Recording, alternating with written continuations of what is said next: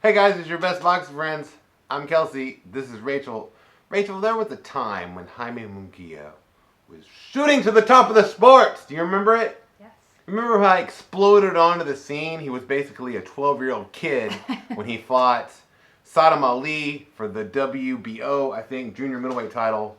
And he just beat the brakes off Sadam Ali. And all of a sudden we had this young guy who, the only reason that we had heard of him before, if you remember, was because Gennady Golovkin was looking for a fight, a late replacement fight, wanted to fight Munguia, and the Nevada Athletic Commission said that Munguia wasn't experienced enough to fight Golovkin for the title.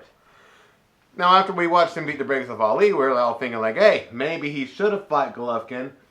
He hasn't lost a fight since then, but I feel like the steam has kind of come off of this rising, young, undefeated, power-punching middleweight.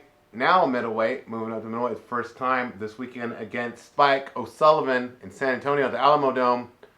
What happened to Munguia, Rachel? Can you dissect what happened in the consciousness of, I guess, I'm just looking at boxing Twitter, I guess, I don't really know. Maybe out here in the YouTube world, he's still a big deal.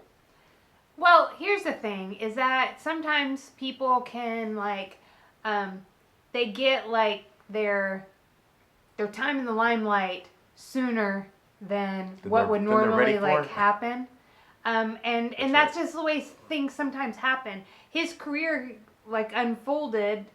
I mean, I can't say that his career should have unfolded in any other way.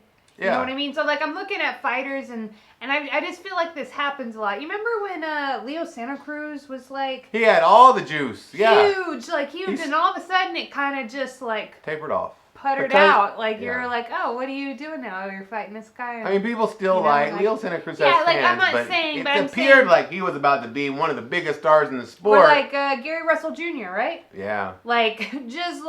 Oh my gosh, all this stuff, and then it's right. But then you have other fighters, I feel like I've watched somebody like Canelo Alvarez,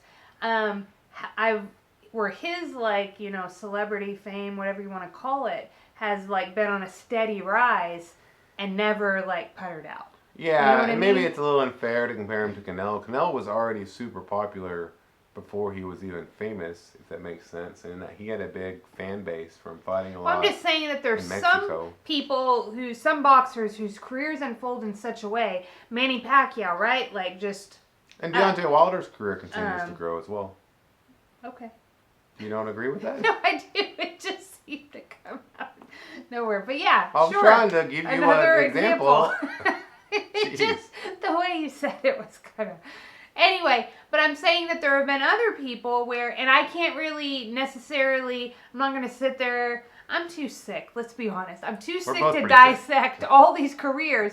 All I'm saying is, yeah, sometimes it's just the way the cookie crumbles, right? Well, I'll tell you what, the way the cookie is crumbling right now, there was a time when you thought, oh, this is great for DAZN, great for Golden Boy Promotions, great for Jaime Munguia.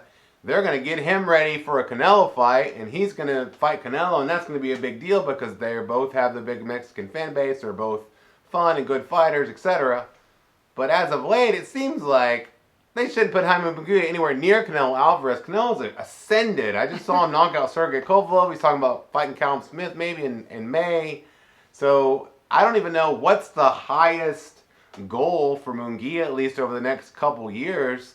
Definitely he shouldn't be even mentioned with Canelo Alvarez. I guess that leaves him to fight. Maybe we'll get that Gennady Golovkin to fight in Nevada.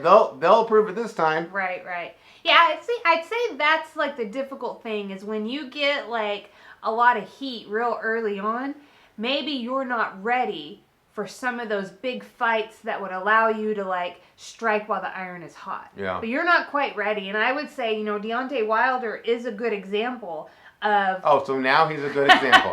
Now it's not just crazy and out of left field. Of somebody who we all knew his name early on, but his team was we're going to do what's best for Deontay. And the rest of you guys can just go about your business. And people were pissed, right? People were whatever. Yeah, they were. They were taking it too slow, and his team had really good reasons for doing what they did. But like, yeah, you don't want to put so like maybe this is just necessary for Jaime Munguia, right? Yeah. Like, and he's not a heavyweight. He's not like a knockout artist that I know of, right? He's not Deontay Wilder, but he right, does knock people out. He's got a lot of power, yeah. Deontay kind of kept like some of that like he's not knocking everybody intrigue. out. Yeah. Jaime might not be able to do that. Jaime might have Most to people can't. go into like, getting fights under his belt, fighting some decent guys before he's ready for all the big names. And that's okay. Like, do what's best for your career and don't let like the whims of like the fan base, like, because fan base, we don't know what we're talking about. Fan base, man base. We know nothing. Like, we're just like saying whatever. Like, whatever pops in our head, we just got done eating a bag of Cheetos and a bunch of Velveeta, and we're like, I think this. Cheetos and Velveeta? Mm. I haven't had either of those things in a very long time. That's disgusting. Velveeta, I used to eat just like cut off a block of Velveeta and be like, I've never Velveeta's not even cheese, y'all. I don't know what it is, but I used to eat a lot of it. It's like plastic. Mm. You know what's not like plastic? I don't know. Is it us? Are we not like Real plastic? talk with Kelsey and Rachel. I'm sick of these cookie cutter YouTube boxing shows with people in suits and ties and fancy smancy tables. We're the real deal. We're just up here in our house. We just threw this thing together, like walking up the stairs and talking about whatever we want to talk about, because we bring you the realest boxing talk that you could possibly be listening to probably right this second while you're staring at the screen. I feel like in our definition of real, is it like... It's more like, I'm wearing pajama pants, y'all. That's real. Just like... Pajama pants. It's whatever. She's also wearing pajama pants. Well, I'm wearing all pajamas. Okay. Like, I mean, the camera's from here, I put a shirt on, so I'm like, I've been... To be fair to us, we've been sick, and today was the first day that I wasn't in pajamas for like a week, for the whole day. Yeah. So anyway, be sure to like, comment, and subscribe. Thanks for hanging out with us. See, we keeps it real over here, Real Talk.